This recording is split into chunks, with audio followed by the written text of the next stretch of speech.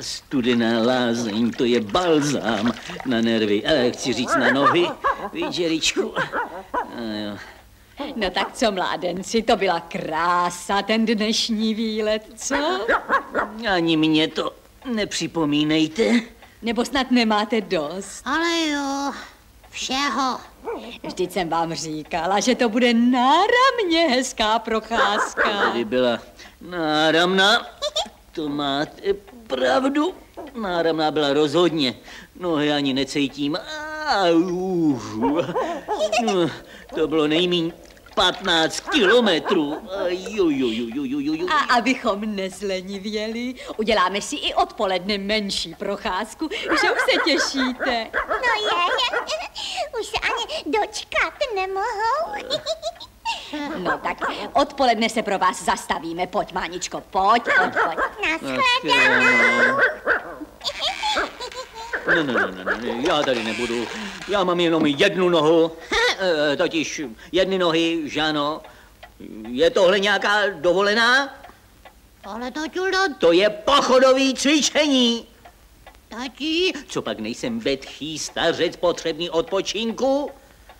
Babinka má zřejmě v tělesné výchově nemalé zalíbení. Zalíbení? Babinka, ta snad pochoduje i ve spaní. Neříkej. No ano, to jinak není možný. Já jsem pokojný člověk, že ano. Já miluju klid, ticho. Černou kávu. Ano. A pak na olympiádu bez toho nepojedu. Tak potřebuji nějaký trénink? Nepotřebuji. Mankotej!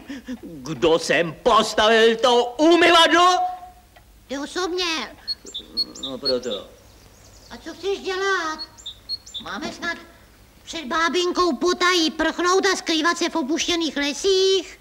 Podívej se, řekl jsem, že tady nebudu, tak tady nebudu. Můj přítel Vošáhlo má na Růžovém vrchu chatu, úplně prázdnou. A je to daleko? Není. Zásoby máme. Vztek taky? No, ten taky. A kde vezmem klíč? Ten je v díře, mezi trámky. Snadno se to pozná. Nahoře na štítě je namalovaný ten, jak v těch lesích v televizi ho vysílali. Rumcajs. Rumcajs. No tak jednoduše prima, taťuldo. Hej ho, spejbl hurvajs do. Počkej, přestaň si pořád prospěvovat. Prostudoval jsi tu mapu pořádně? Proč? Připadá mi to nějaký dlouhý. Tak se vydrž, tak jdem, hej ho. Počkej, pořád, to se lehko řekne. Ruksak mi to ale nenadzvihne. Taťuldo, vzmuž se. Já už nemůžu dál, já to prostě neutáhnu. Já to neutáhnu, šmankote. Co tady hledáš? Ale koukám, jako by mě vypadlo Eskimo. A já zase koukám, že se jim tady urodilo. Co pak?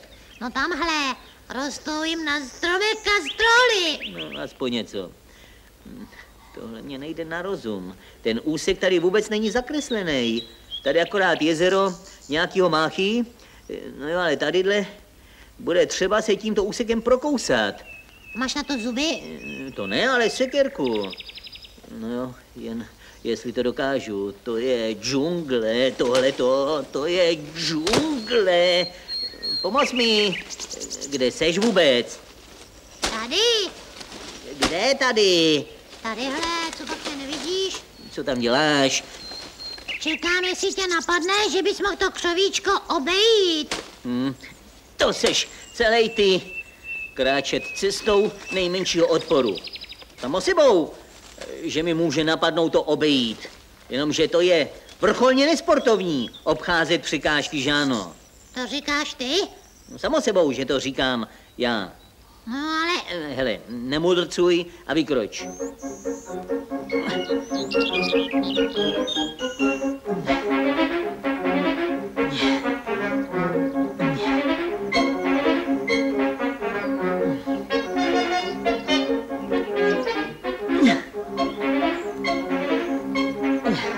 Čumankot, to je váha. To by člověk nevěřil. Opatrně se posaď. Opatrně, vždyť mě to táhne dozadu a dolů, jak vidíš. Co jsi to dal do toho ruksaku? No jídlo. Neříkej, že jenom jídlo. Taky jsem myslel trochu na duchovno. Co na duchovno? Co pak duševno je tak těžký? Šmankote, že ty jsi mě tam narval celý 3 mušketýry a ještě po 20 letech. Simono, to ilustrované vydání ve 12 svazcích. Šmankote, to jsem si nikdy nepomyslel, že ponesu opuštěným lesem půlku knihovny. Nezoufej, taťulo, přidej, Katě to sotva 3 kilometry. 3 kilometry. Už neříkám, až dobrý 2 hodiny. Vážně, ovšem vzdušnou čarou. Aha, no to je právě ono. A já na zádech tuhle tíhu. No, to už nevydržím. Taťuldo, ty to přece zvládneš. Vždyť tě znám, jaký seš bojar. Chci říct bojar.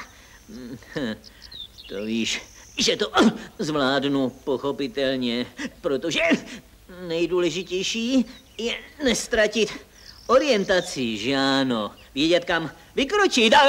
Pomoc! Taťulo, jestli jsi tu orientaci ztratil, tak tady ji nehledej. Neděli si šašky a pomoc. Co to děláš? Věděl, je to tady nějaký měkký. Já jsem ti říkal, musíš dávat pozor. Tady kolem potoka je tu samá bažina. Dělej něco. Ale co? Jeřáb tady není? Počkej, mám nápad, taťulínku. Mám nápad. Hej, šup! Drž se! Záchrana se blíží! Urvínku, s citem. Kde pak? S provazem. Jeminko, to je... Neboj, taťuldo, tohle určitě vyjde! Už jsem venku, už dost. Takhle jsme vytáhli auták našeho soudra ředitele do prvního poschodí. Povol. Jak si přeješ? No dělej. No dělám. Jsi říkala, abych povolil. Ale ne tolik tahej. Tahám. Víš? Rozhoupej se a vyskoč. No, jako vybočí. Žebra mám nad rán z pobřišnice v tahu. Ty jsi mě dal. Vstávej, taťuldo. Vstávej, ono se řekne vstávej. Radši bych tě sek. A proč? Takový tejrání, kam se hrabe bábinka s těmi svými usilovnými pochody, to jsem si vybral. Ale byl to tvůj vlastní nápad, taťuldo. Šmangoty. Vydrž. Vydrž. Už nemůžu. Jsme u cíle. Tamhle už vidím střechu Vošáhlovy chalupy. Konečně budeme mít vlídný krov nad hlavou. Co je to? Co je? Okno je otevřený, aby tak zloději.